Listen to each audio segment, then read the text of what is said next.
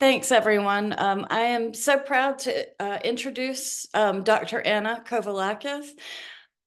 She was a PhD student in my lab, but before that, she got her bachelor's degree in Manipal University in India, and then came to the US. She was born in the US and went to India, but she came back with her family and got a master's in human genetics at VCU.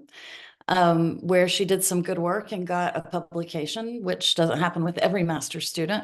And then fortunately joined my lab for her PhD, where she collaborated with myself and Fadi Saloom to do some very nice work that she's going to talk about today in a novel genetic model in the context of ischemic heart failure. So she has one paper resubmitted to circulation that we should hear about any day. She has another in preparation on a related but different topic. She has a collaborative paper with Dr. Lesniewski, and she has written 3 reviews. So she's been very productive. She had an F31 in my lab and is now on Dr. Hunley's T32. So she's good at getting the grant funding. And she's had numerous travel awards and honors, poster awards, all kinds of recognition for the excellence of her scientific work. So without further ado, Anna can get started. Thank you, Dr. Cowart, for that introduction. My name is Anna Kovilakath, as Dr. Cowart just said, and I'm going to be presenting my work that I did for a majority of my PhD, and we submitted last year, so a little bit during my postdoctoral time as well. So I'm going to be presenting on novel sphingolipids and ischemic cardiomyopathy. Okay, so sphingolipids in the heart, and as we know, ischemic heart disease is a leading cause of death and has been for quite some time. And also, as we know, the heart utilizes a lot of ATP, 70 to 90% of which is fatty acids that are used. And the dysregulation of fatty acids has been shown to be involved in ischemic heart disease as well as other heart diseases. So there has been an appreciation for sphingolipids in the whole fatty acid spectrum in the heart disease pathophysiology. So what is a sphingolipid? It is a lipid class with a sphingoid backbone. So there's your little sphingoid backbone, and hopefully bringing back some organic chemistry to a lot of you. And it has a fatty acid attached. So that's basically what a sphingolipid is. And so this is basically the whole de novo biosynthesis pathway. And some of you, let me get my pointer.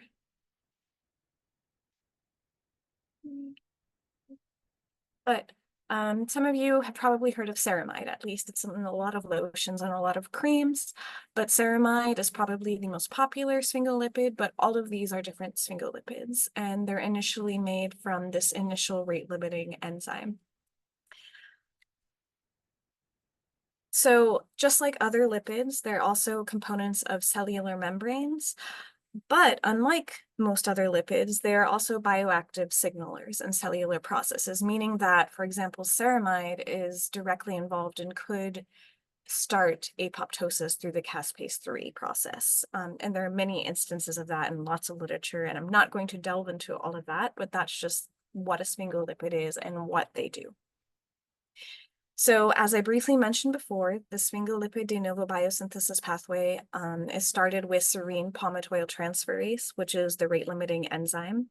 And that usually involves subunits SPTLC1, which is your non-catalytic subunit, and SPTLC2, or the more recently discovered SPTLC3. And those form your canonical sphingolipids, which have an 18-carbon sphingoid backbone. And so again, serine palmitoyl transferase, because it'll utilize the serine and the palmitoyl-CoA condense to form your first sphingolipid downstream. So what's interesting and what is novel is that sphingolipids, actually, specifically ceramides, have been used in a panel to determine adverse cardiac outcomes in patients. And this has been used at Mayo Clinic since 2016, and it's called the CERAM panel. And so what they found was that circulating ceramide C16, so again, that acyl chain length, the ceramide with a 16 carbon acyl chain length, correlates with adverse cardiac events leading to heart failure. Excuse me. And again, this is in plasma, so they collect plasma from patients there. Whereas the ceramide C24, those are negatively associated with adverse cardiac events. So therefore, having more ceramide C24 is protective, and having more ceramide C16 is not protective. And so again, as I said, this is the CERAM panel. And interestingly, they have found that this panel is a better predictor of adverse cardiac events than traditional risk factors, such as cholesterol, so LDL, HDL, weight, BMI, things like that. And so that's just to give you a little bit of a background of what sphingolipids can do and what they are known to do currently and how they're being used in the heart disease field. Okay, so this is again canonical sphingolipids, right? And so this is just the results and how it would appear if you were to go in for the CERAM panel. So again, coming back to what a sphingolipid is, as I mentioned, the canonical sphingolipids have an 18 carbon backbone, and that is what everyone typically studies, and it's the most abundant. But there are also sphingolipids that have a 16 carbon backbone, and that is made by SBTLC3. So, and it's solely made by SBTLC3. So SBTLC3, as I mentioned, was discovered in 2006, and it can make a broader range of sphingolipids with that different sphingoid backbone. Right, so your canonical sphingolipids on the left here, they're made of SBTLC1 with 2 or 3, and that's when palmitoyl-CoA is present, and that forms your 18 carbon backbone. And your non-canonical sphingolipids, or novel sphingolipids that I'm going to talk about today, are made of SBTLC1 and 3, and that forms 16 carbon backbone. But all of these same species are there. So you still have ceramide and ceramide, but the difference is the sphingoid backbone differs in carbon length. So speaking of SBTLC3, our lab has done some work, and basically they found that the SBTLC3 derived sphingolipids, so again, that's a 16 carbon, D16, which is what we're going to call it now, make up a large portion of the urine cardiac sphingolipid pool. And not as so much ceramides, but the dihydroceramides and the dihydrosphingosin. And a 2009 study that did a GWAS, so a genome-wide association study, linked certain single nucleotide polymorphisms in the SBTLC3 locus to myocardial infarction. So patients that had these SNPs within the SBTLC3 locus were more prone to getting an infarction. And then another study looked at more variants within the locus and found that these associated with those ceramides that were in the CERAM panel.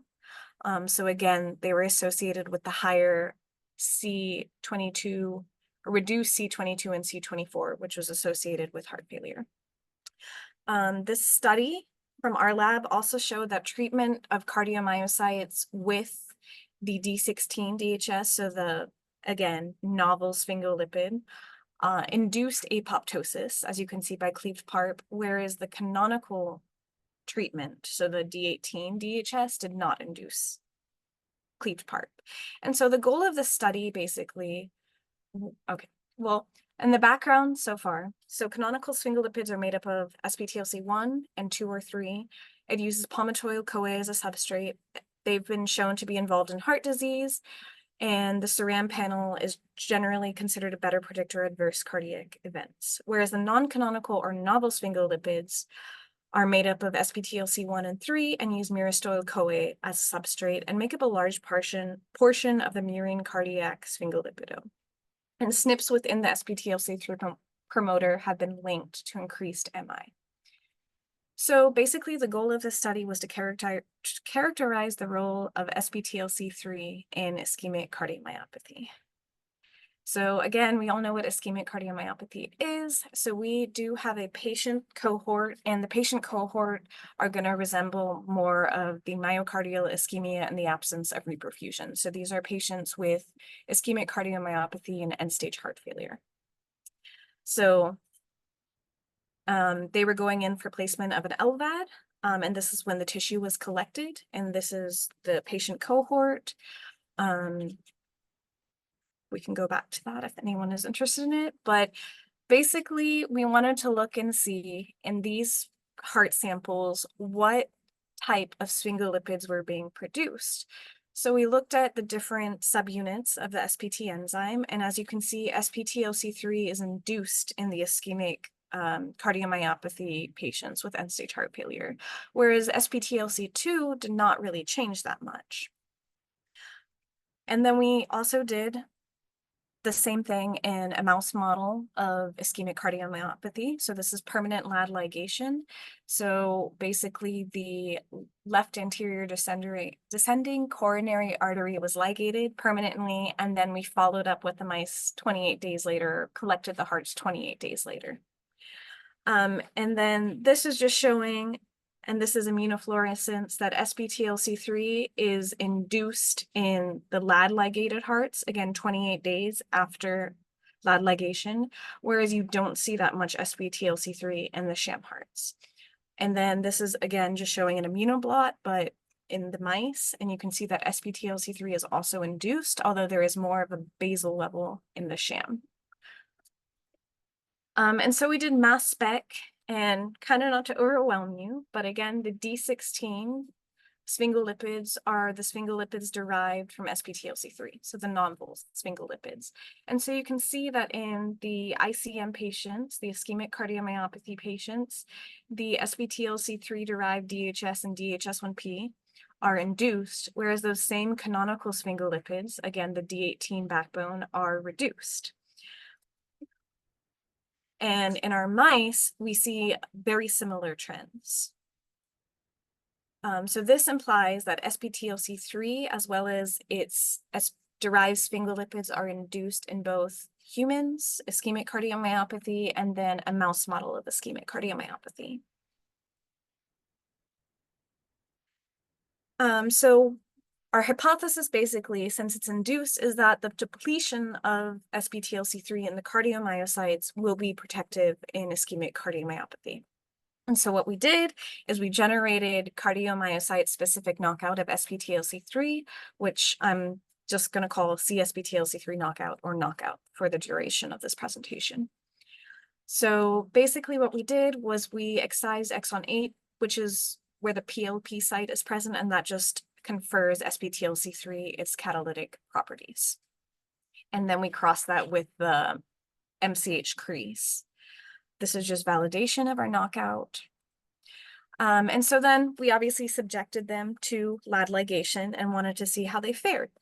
So very interestingly, we followed them, every 7 days until 28 days, the humane endpoint. And as you can see, so this is our control, our flocks control litter mates with LAD ligation, and their ejection fraction slowly declines, greater than 50%, down to almost 15% by day 28. But the knockout with the LAD ligation, even though, yes, it decreases, obviously, because we are tying off the coronary artery, the left anterior descending, they do actually do better. They fare much better. And in addition to that, on the right panel, they have a much higher survival rate, even though it was not significant. 10 out of 14 of the mice survived to day 28, whereas in our control mice with LAD ligation, 7 out of 15 survived. So they seem to be doing better with heart function, and they also seem to be, more of them seem to be surviving to our humane endpoint.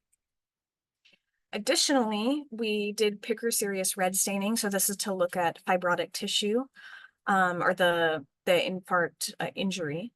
And so you can see the wild type, or again, the control mice, the structure of the left ventricle is not as well maintained as in the knockout here. And then the red, again, the precursorious red depicts the fibrotic area. And so you can see that it is also, and it's quantified here, less in our knockout mice with lad ligation as opposed to the controls with lad ligation. So they seem to have less fibrosis. And then we also did H&E staining to quantify cardiomyocyte area. And so this is a little bit small, I'm sorry about that, but as a control for each heart, we looked at remote cardiomyocytes and quantified those. And then we looked at the cardiomyocyte area and then infarcted areas. And the cardiomyocyte area and the knockout and the infarcted areas were much less, signifying that these mice live longer, had better cardiac function, had less fibrosis, and were protected to some extent from cardiac hypertrophy or cardiomyocyte hypertrophy. And so we also did metabolism, right? Because obviously, how are these mice getting more energy, right? They're obviously maybe using something else. So basically, we did lad ligation and just collected the hearts 24 hours post-lad. And we found that glycogen in the knockout mice were significantly reduced. And beta hydroxybutyrate, so again, ketones and then glucose were, beta hydroxybutyrate was increased. And so basically their ketone body metabolism, there was a shift in the knockout. And so it looked like they were utilizing alternative energy substrates to function. And so basically I wanted to figure out mechanistically, how are these mice protected? So what we did was we did RNA-seq, obviously. We took the hearts from knockout and controls, did RNA-seq, and a lot of the hits were related to the mitochondria. So the electron transport chain, or the ETC, oxidative phosphorylation, mitochondrial dysfunction. And here, a lot of these genes that are highlighted are just related to genes that encode for the electron transport chain. And so then we also wanted to look functionally how these mitochondria were looking, now that we kind of pinpointed that the difference in the knockout may lie with the mitochondria. And so as you can see at 6,000x, the mitochondria look a little bigger in the knockout, but at 40,000x, this is really when you can see that there are differences in the cristae density of the mitochondria of the knockout. So the cristae are the volume, or the area is much less in the knockout, and that is quantified here. And we did a linear mixed model just to show that it was not one mouse that was driving this. The 3 mice that we sent for the EM, the hearts, all consistently had lower cristae density and larger mitochondria area. And so we also just wanted to see if the overall lipids were changing. And so we did untargeted lipidomics on the hearts, again, from these mice. And as you can see, the control and the knockout, they cluster differently. And the knockout, which are here, they hierarchically were more similar to each other, which is what we expected compared to the control. And they had a lot less, some of them, cardiolipin, and then they had some more like sphingolipids like hexosyl-2-ceramide, ceramide, sphingosine. And this was just to show that there is a difference in the mitochondrial membrane. And could this be affecting downstream potentially what we're actually seeing in the mitochondria, including the cristae density and the cristae morphology? And so we looked at the ETC because, again, in the RNA-seq, that seemed to be the biggest hit. So we did Ouroboros. So we isolated mitochondria. So we isolated the subsarcolemmal and the interfibrillar mitochondria from the control and knockout mice. And we did Ouroboros, so this is basically giving each complex of the ETC its substrate and then inhibiting it, and then giving the next complex substrate and then inhibiting it, and so forth. So as you can see, complex 1 in both types of mitochondria in the heart, the IFM and the SSM, were reduced. There's a slight reduction in complex 2 and complex 4, but it didn't reach significance with our numbers. And then we had our collaborators run an NADH ubiquinone oxidoreductase activity. So this is specific to complex 1. And again, you can see in both types of mitochondria at our knockout, complex 1 is just not functioning. It has much less activity. And this is just seahorse. So it's kind of reiterating what we see in A, but it's showing different substrates for the complex 1. So it's showing NADH, and then it's showing pyruvate and malate. And again, you can see that it's significantly reduced in our knockout, which is in the red. Again, both types of mitochondria. And succinate, which is a complex 2 substrate, there was no change. In fact, one of the types of mitochondria, which is the SSM, showed increased activity. So again, this is pinpointing our mitochondrial defect to complex 1. So what is the function of complex 1, and how are mice that don't have properly functioning complex 1 doing better in ischemic cardiomyopathy?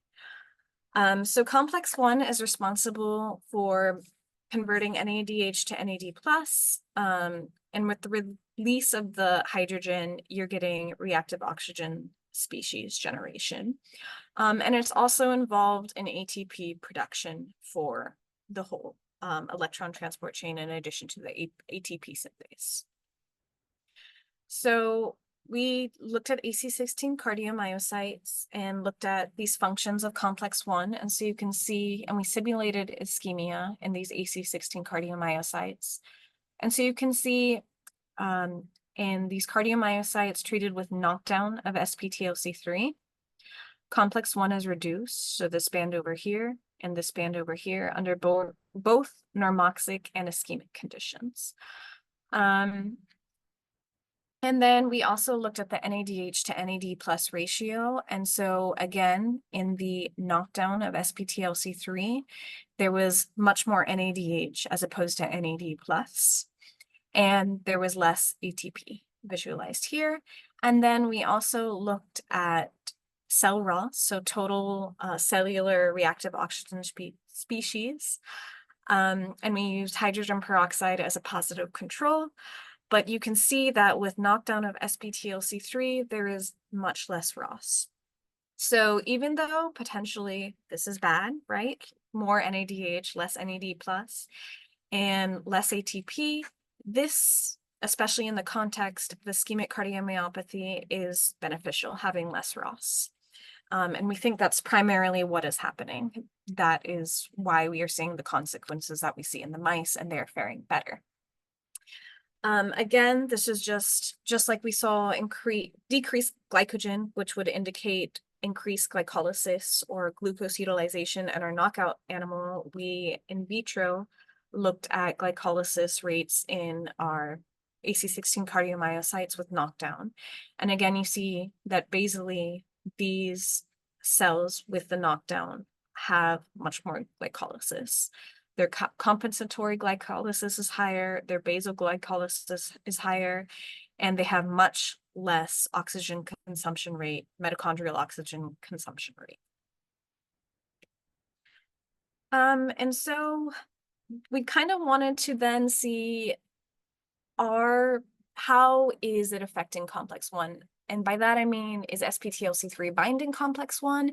Is a sphingolipid-derived complex 1 species binding complex 1? How is this inhibition of complex 1 happening? So we isolated the heart mitochondria, we pulled down complex 1, we did sphingolipidomics, we also did proteomics, and then we did Western blotting to kind of validate our proteomics to some extent, excuse me.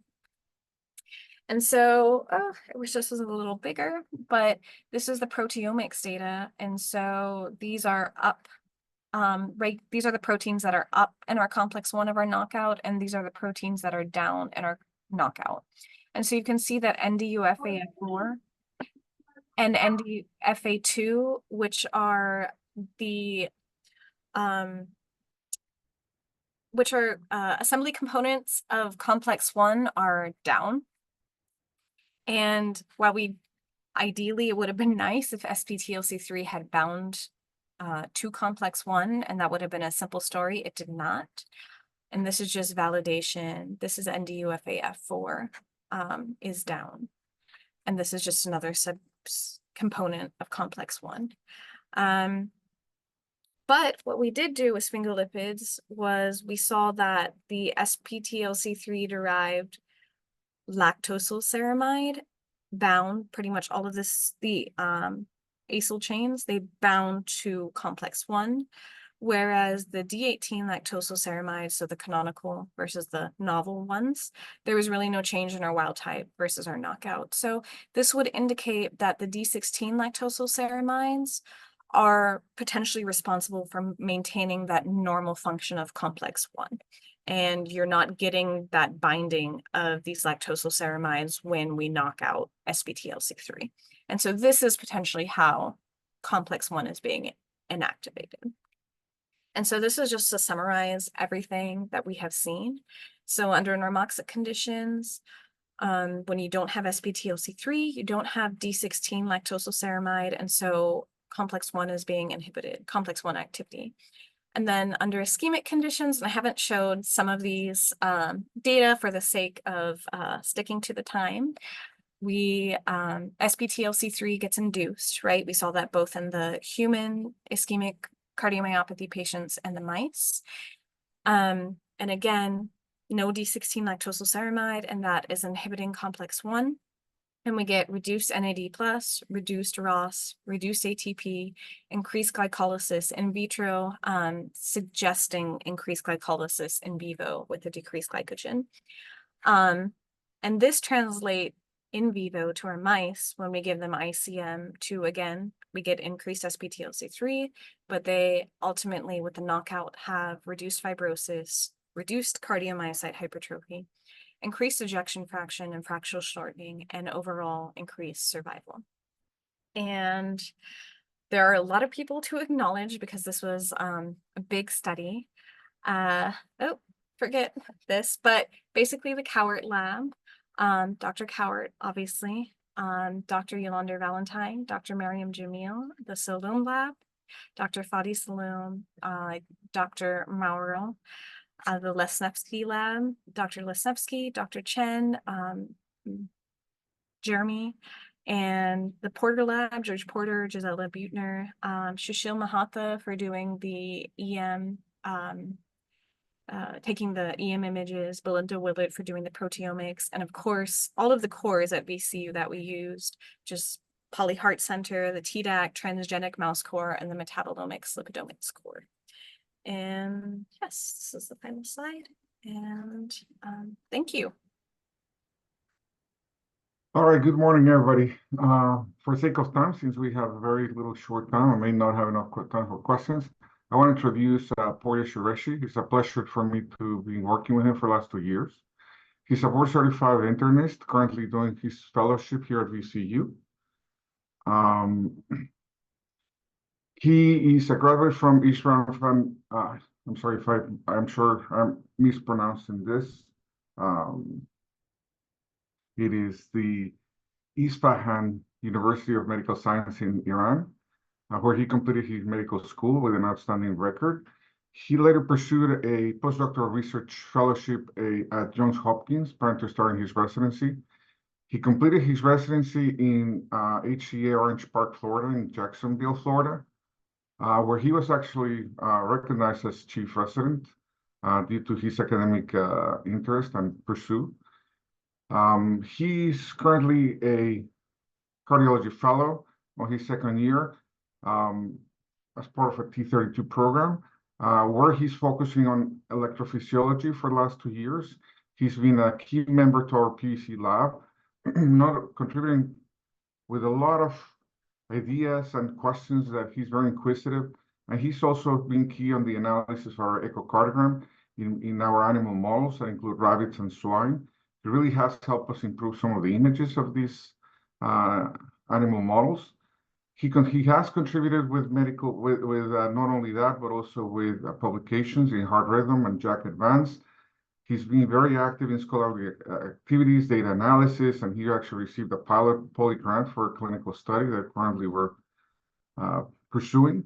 And he continues to be successful presenting abstracts in different national meetings. So without further ado, I want to give the voice to Pouria. Pouria. Oh, thank you so much, Dr. Oizar, for your kind introduction. I'm not sure, are you able to see my desktop? Yes, we do. All right, wonderful. All right, good morning, everyone, and thank you for joining me here today for this grand round presentation. Today, I'm going to talk about current insights and development in PVC-induced cardiomyopathy. I have nothing to disclose. There are many things to be covered today, but hopefully we can go over epidemiology and PVC-induced cardiomyopathy. I will try to touch on potential mechanisms of PVC-induced cardiomyopathy. We'll talk about predictors of developing PVC-induced cardiomyopathy. Toward the end, I will talk about clinical presentation, diagnosis, and prognosis. And at the very end, we'll talk about treatment and self-management approaches. All right, PVC-induced cardiomyopathy falls under the broad category of arrhythmia-induced cardiomyopathy. PVCs, with their distinctive features, lead to mishandling of the calcium within the myocardial cells, and it's eventually resulting in cardiomyopathy. The consequence of developing this type of cardiomyopathy include, but are not limited to, contractile dysfunction, electrical and myocyte remodeling, neurohormonal changes, increase in sympathetic tone, which eventually increase the chance of developing ventricular arrhythmias, and of course, myocardial fibrosis. So PVC-induced cardiomyopathy is a unique type of dilated cardiomyopathy, which is characterized by increased ventricular mass, while relative wall thickness remain within normal limit. All right, let's start by understanding what PVC-induced cardiomyopathy entails. PVC-induced cardiomyopathy is characterized by left ventricular dysfunction solely attributed to frequent PVCs. It's worth noting that we do have another term, which is called superimposed PVC-induced cardiomyopathy. And basically, it's the deterioration of the left ventricular ejection fraction of at least 10%, which is a consequence of frequent PVCs in a patient with previously diagnosed cardiomyopathy. The recognition and classification of PVC-induced cardiomyopathy are vital aspects of understanding. In 2016, less than 10 years ago, the American Heart Association acknowledged PVC-induced cardiomyopathy as a unique form of non-ischemic cardiomyopathy. What set this apart is its unique attribute and absence of tachycardia, contributing to its distinct classification within the cardiomyopathy spectrum. Moving on to PVC burden threshold, frequent PVCs are defined as a PVC burden exceeding 5%. However, when it comes to PVC-induced cardiomyopathy, the condition is typically observed with a PVC burden of 10% or more. This emphasizes the importance of monitoring and understanding the PVC burden in patients as it directly correlates with the manifestation of PVC-induced cardiomyopathy. When we are talking about the prevalence of PVCs in individuals without overt heart disease, the occurrence range is something from 1 to 4% based on the 10-second 12-lead ECGs. However, this prevalence substantially rises to 40 to 75% when we expand our monitoring using 24 to 48-hour Holter monitoring, and this highlighting the significance of extended monitoring in detecting PVCs. Age plays a pivotal role in the prevalence of PVCs. As individuals age, the occurrence of PVCs increases, particularly in those 75 years and older, where the prevalence reaches approximately 70%. On the other hand, PVCs are very rare in children less than 11 years old. So it's not big of an issue, I guess, in that range of age. Now, let's explore the association between PVCs and the other cardiac conditions. PVCs are linked to post-myocardial infarction, coronary heart disease, dilated cardiomyopathy, and heart failure, with the prevalence exceeding 90%. Notably, nearly half of the NYHA class 2 and 3 patients display frequent PVCs, and this emphasizing the relevance of this arrhythmia in advanced heart disease. Turning our attention to mortality risk, PVCs emerge as independent predictors of both all-cause and cardiovascular mortality. This risk remains elevated even after adjusting for age and other ECG abnormalities. The association between PVCs and mortality underscored the importance of vigilant monitoring and management in the individuals experiencing frequent PVCs. Now, in patients with substantial PVC burden exceeding 10%, the prevalence of PVC-induced cardiomyopathy is reported at 7%. However, it's crucial to note that this figure may be underestimated. In a specific subset of patients referred for ablation of PVC, the prevalence spikes to a range of 9 to 30%, underscoring the significance of recognizing PVC-induced cardiomyopathy in this context. The CHF status study, a noteworthy investigation, reveals PVC-induced cardiomyopathy prevalence of 29%, with an even more striking figure of 41% in non-ischemic cardiomyopathy patients. These findings bring to light the substantial impact of PVCs on cardiac function and potential implication for a significant proportion of patients with cardiomyopathy. Now, let's talk about a little bit, actually, this is the meat of my talk. Let's talk about the potential mechanisms for PVC-induced cardiomyopathy. PVCs causes like acute intra and extraventricular effect. These are listed here. Some of the most important intraventricular effects are LV dysynchrony, post-extrasystolic potentiation, and tachycardia. Extraventricular effect, including AV dissociation and autonomic dysfunction. When we are talking about tachycardia, it's kind of contrary to common assumption. There's animal studies suggest that neither increased heart rate nor irregularity alone account for PVC-induced cardiomyopathy. This challenges our conventional understanding and underscore the need to explore other contributing factors in the development of PVC-induced cardiomyopathy. If you think about it, PAC also can cause heart rate irregularity, but there's a weak association between high PAC burden and cardiomyopathy, in contrast to robust connection observed between high PVC burden and PVC-induced cardiomyopathy. Overall, there is a limited role of heart rate irregularity in development of PVC-induced cardiomyopathy. All right, left ventricular dysynchrony is one of the intraventricular effects of PVCs and is defined as peak contraction occurs at different times in opposite left ventricular segments. It's important to note that longer coupling interval cause more pronounced left ventricular dysynchrony. Let me play these videos here so you could appreciate the dysynchrony more pronounced in left ventricular dysynchrony. This is the PVCs with 200 millisecond coupling interval. And if you compare it to this one, which is longer and 375 millisecond interval, you can appreciate the LV dysynchrony is more pronounced with longer coupling interval. There is another intraventricular effect of PVCs, which is PSP or post-extrasystolic potentiation. And this is basically a normal beat coming after the PVC and is related to calcium concentration within the cell. It has shown that PVCs with shorter coupling interval cause more pronounced PSP. And you can see this here when you see the changes in the EF. With short coupling interval, we have more changes in our EF compared to the longer coupling interval. Anyhow, left ventricular dysynchrony and PSP, both of them have been shown to play a role in the development of PVC-induced cardiomyopathy. Swine model shows higher left ventricular dysynchrony in left ventricular epicardial PVCs, results in lower EF, increased fibrosis, and unique calcium-related protein changes. Our animal studies suggest left ventricular dysynchrony and PSP may contribute equally to the progression of PVC-induced cardiomyopathy.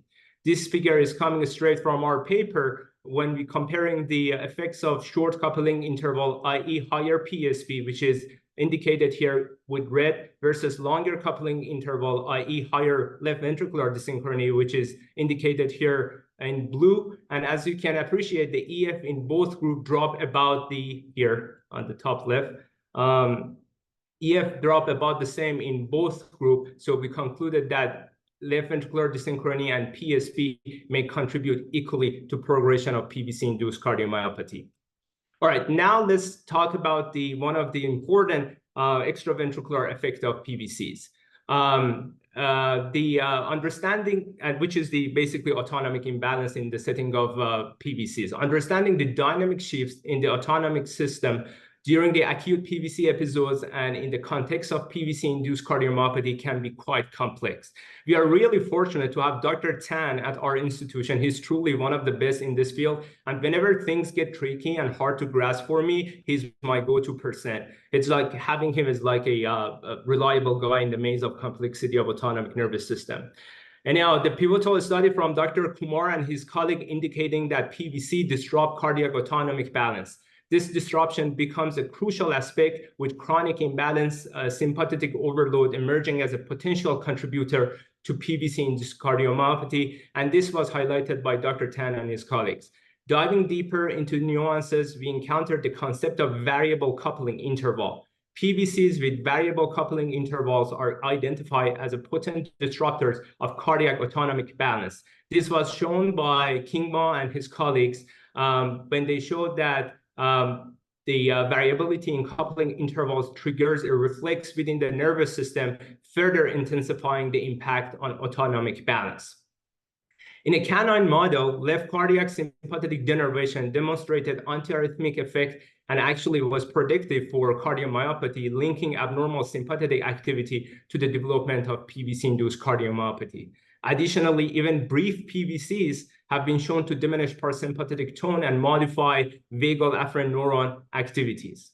Well, this study was done by Dr. Tan and his colleagues on the impact of efferent left cardiac sympathetic denervation on developing PVC-induced cardiomyopathy. The animals here underwent denervation. They're specified in red, showed no reduction in their EF during 12 weeks bigeminal PVCs. Contrary, the control group developed cardiomyopathy during the same time span. This highlights the shield effect of sympathetic denervation to inhibit developing PVC-induced cardiomyopathy in the setting of high-burden PVCs. Of course, PVC-induced cardiomyopathy demonstrates clear distinction in histopathological and cellular characteristic. It's specified by the presence of electrophysiological remodeling and fibrosis, while inflammation, apoptosis, and mitochondrial oxidative phosphorylation in this subset of cardiomyopathy remain unchanged. Now let's talk about a little bit about the predictors of developing PVC-induced cardiomyopathy. All right, so PVC burden emerged as a pivotal predictors for PVC-induced cardiomyopathy. Studies indicates that the diagnosis become more likely when the PVC burden surpasses a specific threshold. Notably, some studies propose this threshold of 16 to 24%, and the other studies, basically there's a debate. This landscape isn't without controversy. The other studies shows the basically threshold of 10% as the threshold for developing cardiomyopathy. And some other studies propose improvement even at burden as low as 6 to 8%. This ongoing debate underscores the complexity of understanding PVC-induced cardiomyopathy development and emphasizes the need for nuances approaches. The duration of ambulatory EKG monitoring is critical. Extending monitoring from 24 hours to 7 days can significantly alter the landscape, potentially doubling the number of patients who meet the 10% criteria of PVC burden. This highlights the importance of prolonged monitoring in capturing the dynamic nature of PVC burdens. All right, I guess there are also other types of indicators for PVC-induced cardiomyopathy, something that we less pay attention to them, including the patient population, patient symptoms, the QRS with the origin of PVC, if it's coming from the epicardial origin. These are all basically can predict developing cardiomyopathy in the future. There are some newer predictive values here, something like variable coupling interval, which is linked to developing cardiomyopathy, some genetic predisposition, especially with the specific sodium channel subunit variant, which is linked to cardiomyopathy. And there is was published, I think it was in JACC, the new AI algorithm that can predict developing PVC-induced cardiomyopathy solely based on the EKG changes on QRS and ST segment changes. But this is the very beginning of the way, and this field is evolving. Now, let's a little bit talk about clinical presentation and diagnosis of PVCs. The timeline of PVC-induced cardiomyopathy development varies from months to several years. Animal model shows cardiomyopathy within 4 weeks, but clinical studies are less consistent due to unclear PVC onset and variability. PVC-induced cardiomyopathy can manifest without heart failure symptoms or syncope. Increased PVC QRS width is associated with heart failure, making it a crucial element for diagnosis. However, diagnosis PVC-induced cardiomyopathy is challenging, and exclusion is needed to determine if PVCs causes cardiomyopathy or just result from coexisting heart failure. Identification aids such as echocardiography and PVC features prove helpful in the diagnostic process. An extended ambulatory EKG monitor becomes crucial for accurate diagnosing, especially in cases with high PVC burden, as 24 Holter monitor may miss nearly half of the potential PVC-induced cardiomyopathy diagnosis. This is really important table, which basically comparing the cardiomyopathies resulting in PVCs and PVCs which induce cardiomyopathy. If you look at the cardiomyopathy resulting in PVCs, they mainly happen in older patients who have some sort of coronary artery disease and some underlying disease. Their EF in this subset of patient is less than PVC-induced cardiomyopathy. They have more significant, they have more scar burden. Their PVCs are multifocal, but the PVCs in PVC-induced cardiomyopathy is more like monomorphic, and you can locate the origin of these PVCs based on the EKG. There is one thing that is really important here in the PVC-induced cardiomyopathy. If we are able to eradicate the PVC, we must be able to see some improvement in EF, and this may be not the case for the cardiomyopathy resulting in PVCs.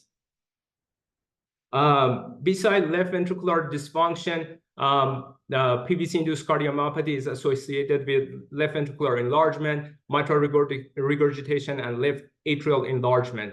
Interestingly, these manifestations typically resolve within 2 to 12 weeks after eliminating the PVCs.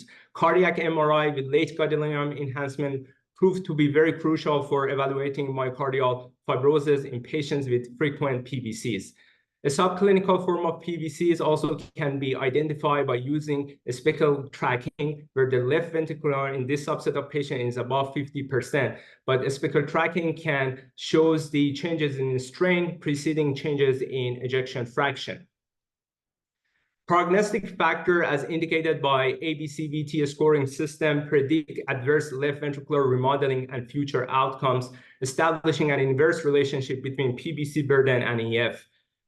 There is some association with PVCs, PVC-induced cardiomyopathy, and other type of arrhythmias such as PACs, atrial fibrillation, which all associated with increased risk of stroke, heart failure, and heart basically adverse events. Elevated CRP level independently can predict developing PVCs, as evidenced by Chinese population studies.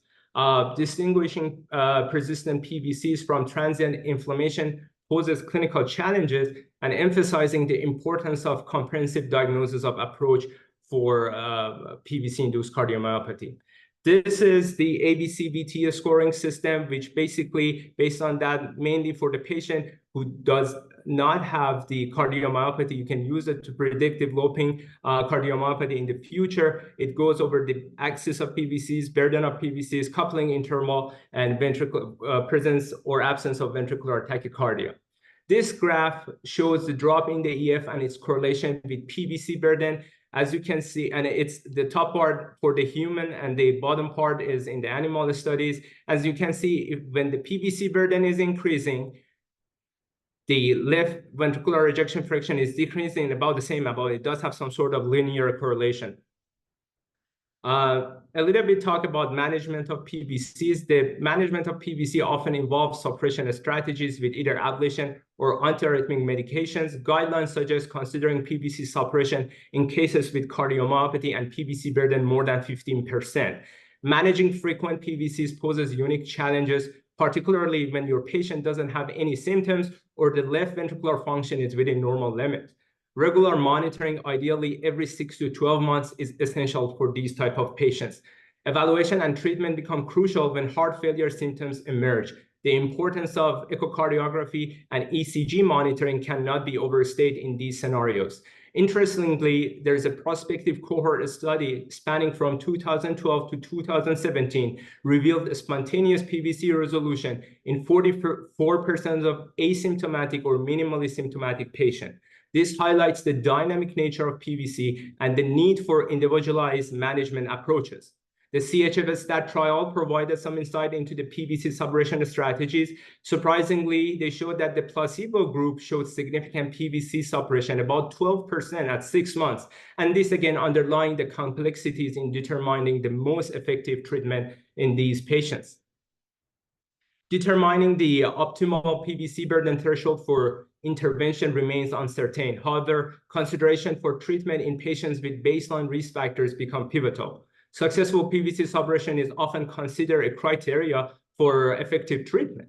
Moving to outcome of PVC ablation, studies have demonstrated improvement in left ventricular function, dilation, mitral regurgitation, and BNP level. Successful ablation has shown a remarkable EF improvement by 10 to 15% and restoration of right ventricular function as well. Several factors influence the response to ablation. Successful ablation, a scar mass, reduced mean PVC burden, these are the key determinants. The circadian variation of PVCs and heart rate influence further the complexity to predicting AFib ablation success. This image basically shows if the PVC affect your RV function, you can basically salvage the RV function by PVC ablation and eradicating the PVCs. And you can see the significant improvement in the volume of the PVC, the left ventricle in diastole and systole after PVC's ablation. All right. I think this is my last slide, and I guess it won't be very practical if I didn't provide this algorithm for approaching the patients who sent to either general cardiology clinic or EP clinic for their PVCs in their EKGs. So I think it's very important to specify if the patient has low EF or not. If the EF is low in these patients, it's very important to rule out the other causes like ischemic cardiomyopathy. When we truly label our patient with non-ischemic cardiomyopathy, it's important to start the heart failure treatment, but expand our ECG monitoring to 14 days as well. If the PVC burden is above 5 to 10%, now it's time to do your cardiac MRI and then trying to figure out if you want to approach with ablation or antiarrhythmic medication. If EF improves to the normal value, that was arrhythmia-induced cardiomyopathy. If you saw some improvement, like 10% improvement, that was superimposed arrhythmia-induced cardiomyopathy. And if there was no improvement, that was another type of non-ischemic cardiomyopathy. But we also face patients with more like frequent PVCs, more than 5%, but normal EF. In these patients, we have to go through all of those predictive values that I mentioned in the previous slides. We will look at the EKGs. We see where the PVC is coming from. We make sure that patient doesn't have non-sustained VTAC or VTAC in their Holter monitoring. If there is something suspicious about their PVCs, we will ask for cardiac MRI. Otherwise, we can follow up them and basically treat them based on their symptoms. All right, I'm so sorry. I think it takes, I'm about in the right time.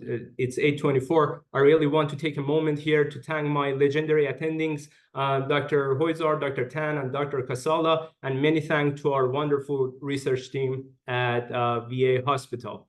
And by that, thank you so much for your attention, and I will be happy to take any questions.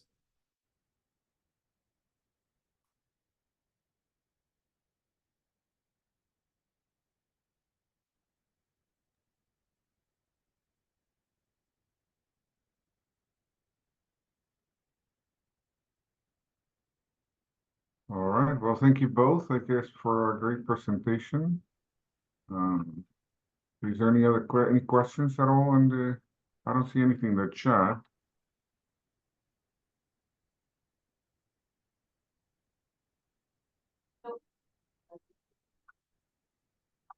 Thank you so much, Aditi. Thank you so much. All right, good job for you. Thank you, Dr. Hoizar. Good job, Pouria. Thank you so much. I wanted to ask one question. Hello. Sure. Yeah. Is there any sort of relationship or correlation between frequent PVCs and occurrence of any sort of ventricular arrhythmias? Yes, I think that's a very important question, David. PVCs, as I showed, one of the extraventricular effect of PVC is changing the dynamic of autonomic nervous system. Basically, you have increased sympathetic tone and decreased parasympathetic tone. These are all prone the patients to developing ventricular arrhythmia, specifically ventricular tachycardia.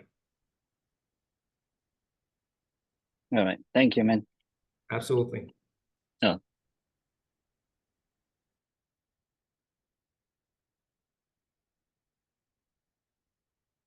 All right, good. Just to expand on that, since we have a little more time. So, David, I think that is sort of part of the mechanism. But yes, I think the data shows that when you have more PVCs, the mortality increases, and that is in part with some big data now.